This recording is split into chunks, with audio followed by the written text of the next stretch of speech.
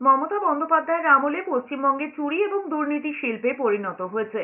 এভাবেই রাজ্যকে খোঁচা দিয়েছেন সুকান্ত মজুমদার। বিজেপির রাজ্য সভাপতির কথায় কেন্দ্র সরকার ট্যাক্স চুরি আটকাতে জিএসটি চালু করেছে, আর পশ্চিমবঙ্গের তৃণমূল কংগ্রেস সরকার জিএসটি চুরি করার কৌশল চালু করেছে। সুকান্তর কথায় কেন্দ্র এবং রাজ্য সরকারের 100 কোটি টাকার মতো ক্ষতি হচ্ছে এই জিএসটি চুরির মাধ্যমে।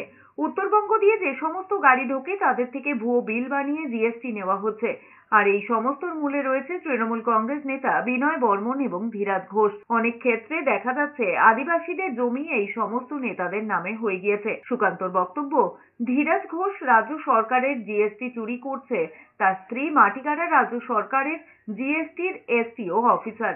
আলকাতরা থেকে গুটখা সব জায়গায় চুরি হচ্ছে জিএসটি। এখানে সুকান্ত মজুমদারের মন্তব্য, এই জিএসটির টাকার ভাগ মুখ্যমন্ত্রীর কাছে যায় কিনা তা তিনি জানেন না। উত্তরবঙ্গ দিয়ে যতগুলো গাড়ি ঢোকে ফেক জিএসটি ভাউচার বানিয়ে এবং জিএসটি চুরি করে কেন্দ্র তথা রাজ্য সরকারের অর্থাৎ বাংলার সাধারণ মানুষের কোটি কোটি টাকা সেখানে লুট হচ্ছে। এর সাথে যুক্ত যে ব্যক্তি ধীরাজ ঘোষ, বিনয় বর্মন, এবং শুধু তাই নয়, গুটকা, কয়লা, সোনা, এরকম একাধিক জিনিসপত্র, এই সব জিনিসপত্রের উপরে যে ট্যাক্স বা জিএসটি, এই জিএসটি চুরি হচ্ছে। সেই জিএসটি তৃণমূল কংগ্রেসের নেতাদের পকেটে ঢুকে যাচ্ছে।